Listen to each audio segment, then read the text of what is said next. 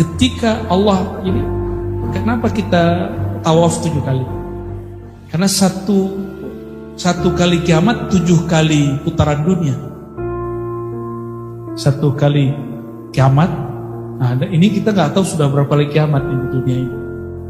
Yang dulu di masa sebelumnya dia hidup dengan karakter hewan, ketika dia mati ruhnya mau pulang dengan tabiatnya. Maka tabiatnya karena neraka surga belum dipersilakan masuk, maka dia masuk ke dalam tubuh hewan.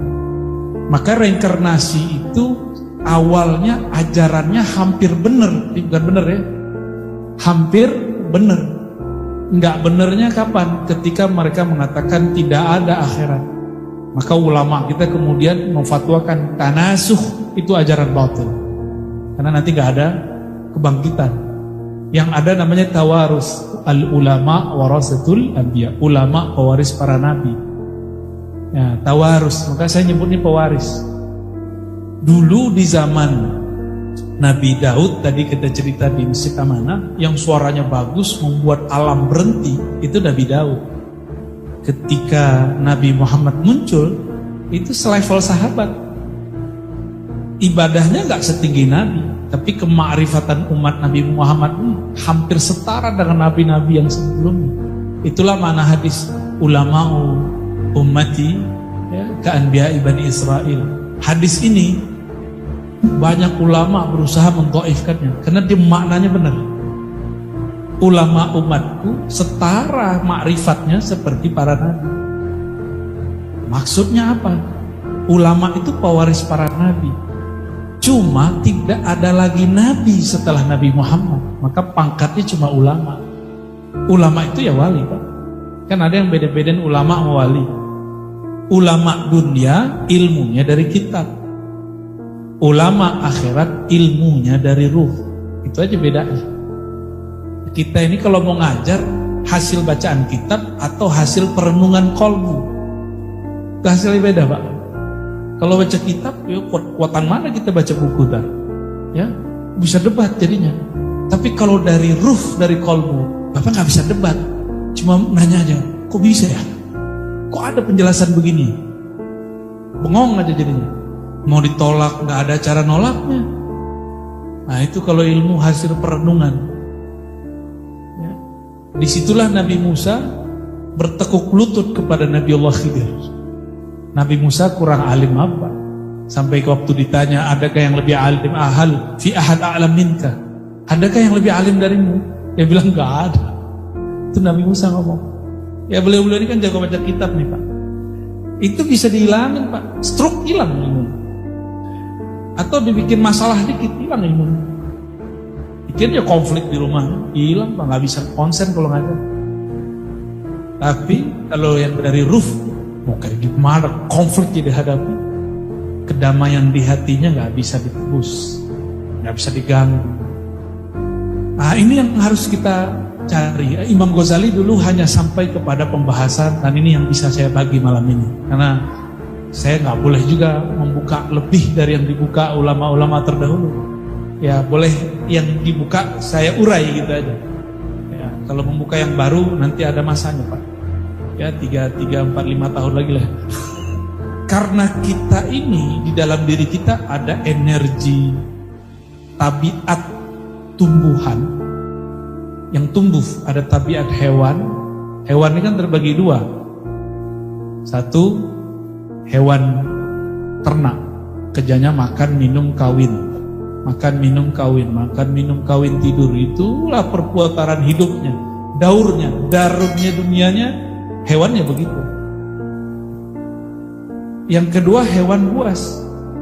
Buas ini dia nggak hanya sekedar makan, dia ingin berkuasa, dia ingin berpengaruh, eksistensi, viral kalau bahasa Ustadz sekarang kan juga banyak yang viral, Pak, dan mendewa-dewakan viral. Ya, kasihan tuh kita ngeliat orang begitu. Emang enak viral ya? Gak enak. Gak enak masyhur itu, kecuali dimasyhurkan Allah. Gak enak tersembunyi, kecuali disembunyikan Allah. Kita mensembunyi-sembunyi sendiri gak bisa. Kita mau masyhur-masyhur sendiri gak bisa. Kita mau naik-naikin rating gak bisa. Allah yang naikin. Ya, intan surullah yang suruh. Ya, kalau kamu bantu agama Allah, Allah bantu kamu. Jadi usaha kita apa? Inilah misi Imam Ghazali kita nulis Kimia Usaada. Inti kebahagiaan ketika ruh berpulang. Bagaimana cara ruh pulang? Ini thariqah pertamanya. Bebaskan ruh dari penjara tabiat hewan binatang, hewan buas. Ada satu lagi yang berbahaya, tabiat syaitaniyah. 3 itu aja tugas kita. Maka mau di dunia pesantren, dunia kampus, dunia kerja, sama kita Pak. Jangan dikira di pesantren itu orang suci semua. Ini beliau ngerti lah. Ada kiai korupsi, ada. Ya, korupsi dari yayasan ada Pak. Ada sesama ustadz saling bersaing, saling hasad dan iri dengki, banyak. Ya, gak usah jauh-jauh NTT aja orang gak ngomongin Quran. Orang ngomongin hadiah, yang sebenarnya menang tuh saya, bukan dia. Itu aja omongannya. Gak Allah yang dibicarakan. Yang dibicarakan cuan. Ya, jadi di kolbunya gak ada Quran. Quran cuma sampai ke lisannya. Jadi kita udah berbuih ngomong ini kelompok khawarij.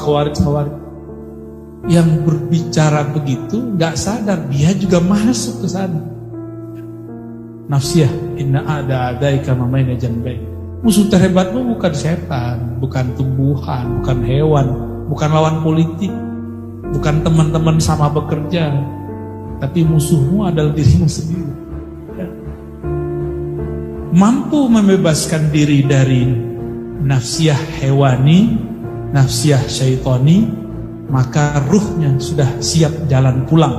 Baru jalan pulang doang, belum ketemu jalannya. GPS kasih dulu. Ya. Ya minimal dia bebas dulu dari ini. Peta jalan pulang itu ada pada ilmu ma'rifatullah, ilmu mengenal Allah. Dan yang memegang jalannya itu, kalau dulu di zaman sahabat yaitu Nabi Muhammad SAW, di akhir zaman itu yang disebut di hadis ismuhu ismi, yaitu Al-Imam Al-Mahdi. Jangan debat-debat ala kampus lagi. Saya juga orang kampus Pak. Ya. Oh Al-Mahdi itu konsep, Dajjal itu konsep. Loh kalau ada konsep, ada yang konsep dong. Dajjal itu sistem. Kalau ada sistem, ada yang buat sistem dong. Yang buat sistem itu yang Dajjal yang kita maksud. Mana ada sistem gak ada orang yang buatnya. So ilmiah tapi meninggalkan subjektivitas dan objektivitas yang hakiki. Jadi dia subjektif doang, tapi nggak objektif. Udah jelas hadis yang mutawatir. Ya. Kesalahan Syekh Shaltut jangan diulang di zaman ini. Syekh Shaltut kan bilang nggak ada Dajjal, nggak ada Mahdi, nggak ada Isa. Itu fatal untuk seorang ulama di Al-Azhar. Ya. Kita nggak usah ulangi Pak hadis sahih semua. Ya. Al-Mahdi itu gelar bukan nama. Al-Mahdi orang yang di-guidance oleh Allah. Kalau kembali ke surat Taghabun, wa may yu'min billahi yahdi qalbah. Apakah yang disebut Al-Mahdi? Orang yang kolbunya digaidan terus sama Allah. Nah kita kolbu kita digaidan Allah atau ro'yu kita. Kita pakai akal ini atau akal kolbu, itu beda. Ini namanya akal nafsiyah yang di kepala ini. Kalau yang di dalam dada ini namanya akal kolbiyah. Itu beda Pak. Makanya di Quran itu lahum qulubu yaqiluna biha. Mereka berakal. Akal itu kan aktivitas mengikat, menangkap sesuatu. Menangkapnya dengan nafsiyah, rasio, atau menangkapnya dengan zauq rasa. Itu beda. Ya, para kiai lebih paham lah itu ya. Dan ilmu ini nggak ada di kampus, bahkan di pesantren ini nggak ada. Adanya cuma di zawiyah zikir. Maka tidak ada esensinya orang-orang kampus debat ini sampai dia datang kepada orang di zawiyah zikir.